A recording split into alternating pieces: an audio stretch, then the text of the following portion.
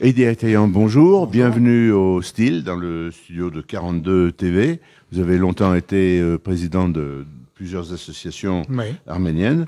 On va parler de l'Arménie, de ce pays, dont on dit qu'il est le plus vieux pays chrétien du monde. Pouvez-vous nous dire quelques mots de géographique pour situer dans le Caucase, dans l'ex-Union soviétique? C'est exactement. Donc, c'est une ancienne république soviétique qui a eu son indépendance, qui a pris son indépendance en 91, suite donc au démembrement, donc on va dire de ces républiques-là, donc qui appartenaient donc à l'ancienne URSS. Donc plus vieille, on dirait première nation au monde à avoir accepté comme religion d'État, donc on dit à peu près en 301, certains historiens diront en 314 après Jésus-Christ, la religion chrétienne. Donc la chrétienté chez les Arméniens, c'est un ciment. C'est ce qui permet au peuple de pouvoir arménien de pouvoir s'identifier partout dans le monde. Ce sont un peu des chrétiens d'Orient, comme on va trouver au Liban, par exemple. Exactement, tout à fait. Il faut savoir qu'il y a des Arméniens, d'une diaspora qui est importante aussi. Oui. Et quelque chose j'ai l'habitude de dire que les Arméniens sont un peuple église. Parce qu'à chaque fois que vous verrez un Arménien venir dans un pays, il va se rapprocher de la première église qu'il y a dans ce pays-là. D'accord. Voilà.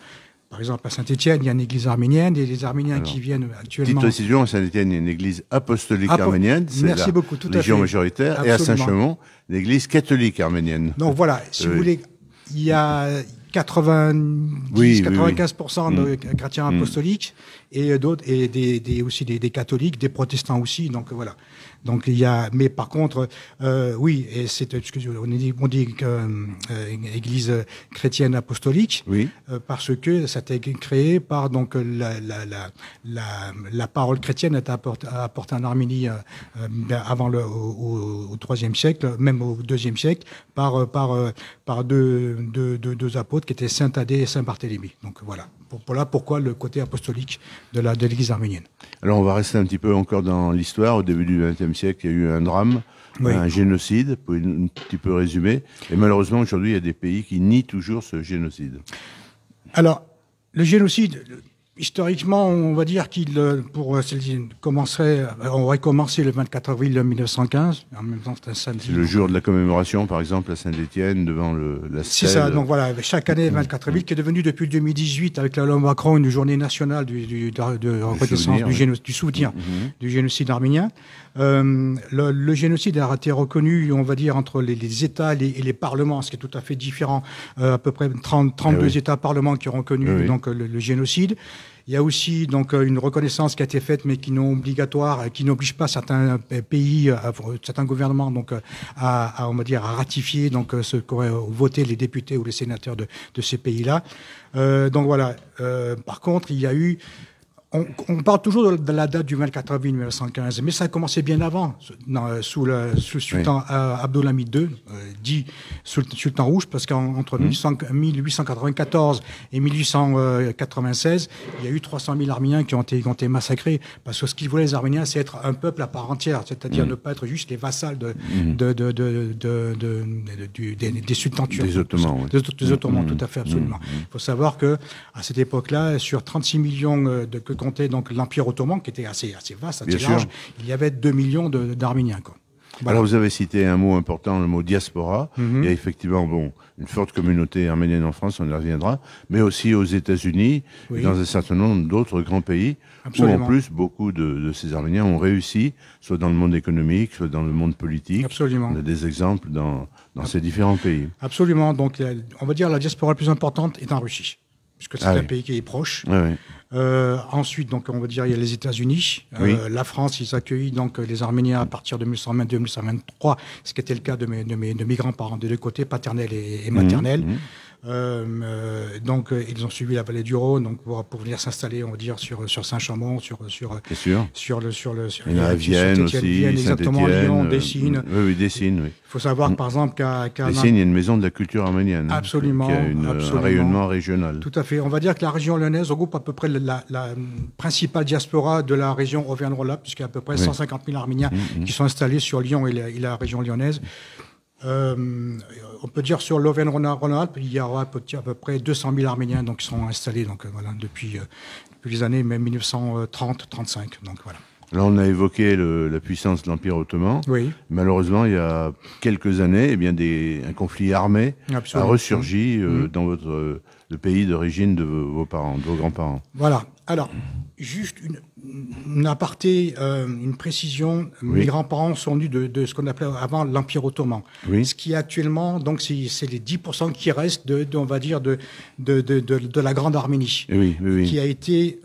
pourquoi c'est 10%? Oui, c'est très restreint, effectivement. C'est très restreint, tout à fait. Parce que les Russes, à la fin du 19e, ont aidé les Arméniens à garder cette partie-là, quoi. Voilà. Donc les Arméniens donc qui Alors, il y a des communautés arméniennes par exemple dans des pays voisins comme l'Iran ou absolument assez nombreux quand même. L'Iran, le Liban, un peu moins maintenant depuis ce qui s'est passé dernièrement. Oui, oui, bien sûr. L'Iran, la Syrie, le Liban, l'Égypte aussi. Jérusalem aussi, il y a une communauté aussi arménienne importante. Alors il y a la République arménienne, on en parlera, et puis il y a aussi une enclave qu'on appelle soit l'Artsakh, soit le Haut-Karabakh. Qui est devenu l'Artsakh depuis un vote il y a quelques années par la population arménienne, donc ce qu'on appelle même avant ça s'appelait Nagorno-Karabakh. Oui. Après donc le Haut-Karabakh et après maintenant c'est devenu l'Artsakh. Oui. L'Artsakh qui est plutôt le nom arménien qui est le nom ancestral. Avec une capitale Stepanakert. Maintenant. Tout à fait, absolument. Depuis 2020, comme vous avez évoqué à l'instant. Donc puisque il faut savoir que en 1921, Staline donc divisé pour mieux régner, donc a donné cette enclave donc qui est actuellement l'Artsakh à l'Azerbaïdjan, ce qui fait que l'Azerbaïdjan dit non, mais ça tout nous appartient. Oui. Donc ils veulent vraiment tout récupérer, puisqu'il a dit dernièrement en 2020 lors d'un discours qu'il voulait chasser les Arméniens comme du chien. Donc voilà, c'était aussi simple. Et là, il y a eu 2 conflits armés sanglants avec beaucoup de pertes. Alors, oui, pardonnez-moi, mais il est vrai que il y a eu du 27 septembre 2020 jusqu'au 9 novembre, jusqu'à la signature du cessez-le-feu, donc en 9 novembre 2020, il y a eu 6500 soldats arméniens morts, 5000 blessés. Des villages saisis par l'Azerbaïdjan ou détruits. De ce qui reste de cette enclave arménienne, il reste à peu près 20% de ce qui était ce qu'ils avaient depuis 1994. Quoi. Voilà. Et en plus, ils n'ont pas complètement fini, puisque de temps en temps, il y a des escarmouches. Absolument, ils continuent, puisque là, ils violent, pardonnez-moi, le cessez-le-feu depuis 2020. Et encore, mais ce qu'ils ont fait, c'est qu'ils s'attaquent à l'intégralité, comment dire ça, pas intégralité, mais à l'âme de... À l'Arménie elle-même, pardonnez-moi, j'étais en train de chercher le mot. Oui, à l'Arménie elle-même. D'accord. Voilà. Et donc, ce qui veut dire que tous les jours, il y a des attaques le long des frontières. Il faut savoir que l'armée azérie occupe actuellement 150 km² de l'Arménie. Donc, voilà. Donc, ils ont vraiment traversé les frontières et attaqué les villages aux alentours, puisque dans la nuit du 13 au 14 septembre, il y a eu plus de 200 morts et 7600 déplacés, donc à l'intérieur même de l'Arménie, on va dire au sud de Yerevan, donc ce qu'on appelle actuellement le Soudik. Voilà. Alors, l'attitude de la Russie aussi a beaucoup choqué les Arméniens. Ils s'étaient présentés un peu comme des protecteurs. Oui. Alors, probablement, malheureusement, qu'ils sont obnubilés par un autre conflit avec l'Ukraine. Bien sûr. Mais ils n'ont pas joué le rôle de casque bleu qu'ils s'étaient auto-attribué, quoi. Non, tout à fait, c'est exactement ça. Alors que l'Arménie fait partie de l'OTSC, donc l'organisation Il y a eu une réunion assez récente, tout à fait, à Yerevan, la capitale. Absolument, donc de sécurité collective. Donc le T, je me souviens plus exactement ce que ça veut dire. Oui. Organisation du traité. Mais merci beaucoup de sécurité collective. Et qu'il faut savoir qu'il y a 2 bases militaires en Arménie. Donc, et ce qui regroupe à peu près 5000 soldats arméniens. Je dis bien en Arménie même. Donc, ils n'ont pas bougé. Bien sûr, parce que ils ont, comme dit à l'instant, la Russie est embourbée donc en Ukraine. Avec leurs soldats d'eux-mêmes. Donc, ils n'ont pas bougé, ils n'ont rien fait du tout, malheureusement, ce qui est un petit peu anormal, puisque même dernièrement, puisque c'est une présidence tournante, le président de l'OTSC était donc l'Arménie, et Pachinian, le premier ministre Pachinian n'a pas voulu ratifier le nouveau traité. Quoi. Alors, il dit, le temps passe à toute allure, on a déjà terminé, je serai obligé de revenir pour nous parler d'actualité, et notamment et notamment de deux voyages que vous avez faits. Ce sera très intéressant. Oui. Un premier qui a été, alors que vous étiez déjà grand adulte, le première visite au pays de vos ancêtres. Oui. Et puis plus récemment, vous y avez passé 12 jours pour des raisons professionnelles. Vous viendrez nous raconter ça une autre fois. Très bien. Écoutez, le temps est passé tellement vite que bon, on aurait voulu continuer. En tout cas, merci beaucoup, Monsieur Françon.